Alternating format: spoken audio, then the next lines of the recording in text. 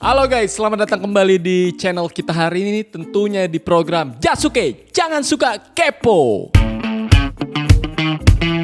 Lo pasti udah sering denger kan kalau negara Indonesia ini adalah negara yang kaya. Hal ini bisa lo buktikan dengan melihat kekayaan alam Indonesia yang begitu melimpah sekaligus indah. Saking kayanya alam ini, bahkan ada salah satu lagu yang liriknya itu menyebutkan bahwa kayu dan batu bisa jadi tanaman di Indonesia. Hal itu walaupun sebuah majas, tapi intinya liriknya pengen bilang Indonesia tuh udah kaya dari sononya. Jadi apapun yang lo tanam dan lo usahain, pasti bakal menjadi sesuatu yang manfaat. Anyway, kalau kalimat Indonesia adalah sebuah negara kaya, ini udah sering lo denger. Terus apakah lo pernah mendengar sebuah kalimat yang walaupun gak mirip, bunyinya kayak gini nih, bahwa Indonesia akan menjadi negara paling kaya di dunia? Walaupun ada kata akan di kalimat itu, tapi itu menandakan sebuah harapan yang mungkin aja bisa terjadi. Nah, dari kalimat itu, mungkin sebagian dari lo ada yang udah pernah denger, dan mungkin sebagian dari lo ada juga yang baru aja denger dari gue. Nah, pada episode kali ini, gue akan ngajak lo ngobrol tentang apakah benar Indonesia itu bisa menjadi negara terkaya di dunia. Kalau mengutip dari apa yang pernah dibilang sama OECD atau Organisasi Kerjasama dan Pembangunan Ekonomi Negara-Negara Maju, mereka bilang atau lebih tepatnya memperkirakan bahwa di tahun 2045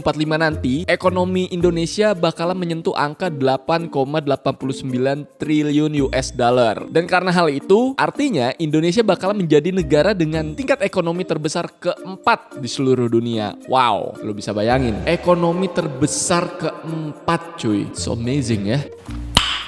Nice. Tapi kenapa organisasi ini bisa bilang begitu? Apakah mereka cuma pengen bikin kita senang aja? Atau emang mereka punya data-data yang valid yang akhirnya bikin kesimpulan bahwa Indonesia beneran bakalan bisa jadi negara paling kaya nantinya? Tenang, mereka nggak cuma coba bikin kita senang aja. Walaupun statement ini beneran bikin kita senyum-senyum ya pastinya ya. Karena prediksi yang mereka keluarin ini dilatar belakangi akan adanya bonus demografi di tahun 2030 sampai 2040 yang bakalan terjadi di Indonesia. Oke, bonus demografi artinya adalah penduduk Indonesia semakin banyak. Nah, sekarang aja udah banyak, apalagi nanti ditambah bonus, malah makin banyak pastinya. Kabar gembiranya, bonus demografi yang melimpah itu diisi sama orang-orang dengan usia produktif yang bisa mencapai 64% dari total jumlah penduduk Indonesia yang jumlahnya sekitar 297 juta jiwa. Jadi yang gua mau bilang dari data ini, karena banyaknya usia produktif di Indonesia nantinya bahkan sampai 64% dari total keseluruhan, maka bisa jadi Indonesia ini bakalan punya potensi jadi salah satu pasar terbesar di dunia. Nah, terus juga Indonesia bakalan punya SDM yang ahli banget di bidang teknologi, inovatif, sekaligus produktif pastinya. Dan gak cuma inovatif aja, tapi juga SDM-SDM itu bakalan punya kemampuan untuk merubah iklim ekonomi ke arah yang lebih baik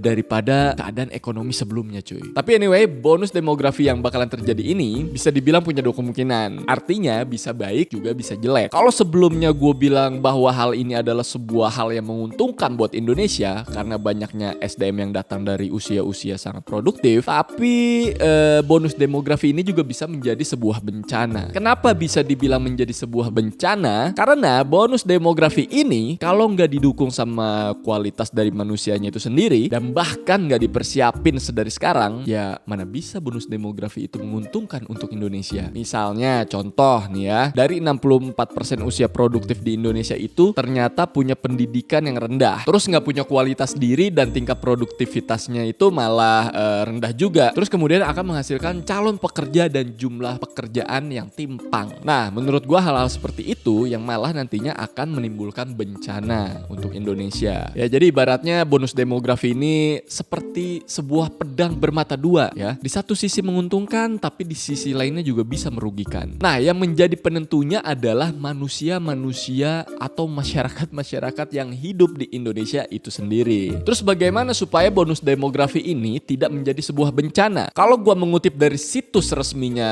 Kementerian Keuangan, di situ gue bisa melihat bahwa jawabannya adalah supaya potensi-potensi itu nggak mubazir, potensi-potensi itu harus didorong dengan berbagai cara. Caranya bagaimana? Adalah dengan meningkatkan rasa nasionalisme, terus meningkatkan kualitas SDM-nya, terus juga kemudian membangun infrastruktur dan transformasi transformasi ekonomi. Nah, hal ini tidak bisa dikerjakan secara perorangan atau satu lembaga aja. Tapi menurut gua, semua komponen bangsa nih harus berkontribusi, dari mulai pemerintah pusat, pemerintah daerah, terus dunia usahanya, lembaga pendidikan, dan semua elemen masyarakat harus melek sama potensi-potensi ini. Dan semuanya harus berkomitmen dan punya satu tujuan, bahwa Indonesia harus maju. Nah, kalau semua komponen bangsa paham dan melek akan hal ini, ya gue yakin pasti nantinya pada bakal melek ya.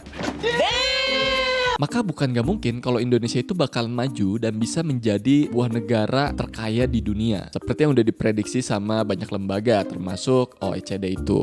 Ya gak sih? Iyalah ya pastinya. Menurut lo gimana? Coba komen di bawah. By the way, obrolan kita ini kan tentang Indonesia bakalan menjadi negara terkaya di dunia. Terus kenapa kok bahasannya menjadi pembangunan SDM dan nasionalisme segala? Emang hubungannya apa antara menjadi kaya dan juga cinta sama Indonesia? Nah, ini menarik juga nih. Jadi ternyata banyak negara di dunia ini yang ketinggalan sama negara-negara lainnya. Dan bahkan gak cuma ketinggalan, tapi juga hancur berantakan karena apa ya? Mereka itu nyuekin persoalan nasionalisme cuy. Nah, karena faktanya demikian dan kita juga pasti gak mau kalau negara ini hancur, maka rasa kebersamaan dan rasa nasionalisme ini harus selalu kita tingkatkan di dalam diri kita. Dan nantinya rasa nasionalisme inilah yang energinya bakalan difokuskan ke pembangunan Indonesia. Lo inget gak apa yang pernah dibilang sama Presiden RI pertama tentang rasa nasionalisme ini? Dia bilang, perjuanganku lebih mudah karena mengusir penjajah, tapi perjuanganmu akan menjadi lebih sulit karena melawan bangsamu sendiri. Tuh ya, Bung Karno aja udah ngasih kisi-kisi ke kita dari puluhan tahun lalu bahwa nasionalisme itu penting, dan nasionalisme ini erat kaitannya sama kemajuan bangsa Indonesia. Jadi bisa dibilang Indonesia bakalan menjadi negara terkaya di dunia itu bukan hanya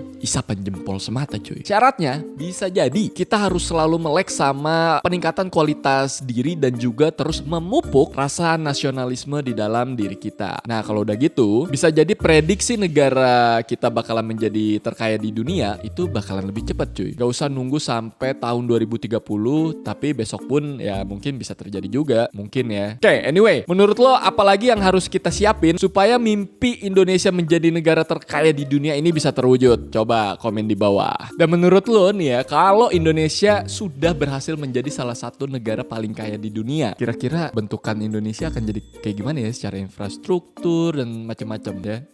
Gue sih nggak ngebayangin ya. Oke, itu dia pembahasan gue di episode kali ini. Buat kalian yang punya pemikiran tentang kayaknya nggak mungkin deh Indonesia bakalan jadi salah satu negara terkaya di dunia, coba komen di bawah alasan lo kenapa ya. Dan sebelum gue tutup episode kali ini, ada baiknya buat lo subscribe ya, terutama subscribe, like, komen, dan share video ini ke seluruh kerabat kalian. Oke, sampai ketemu di episode berikutnya. Dah.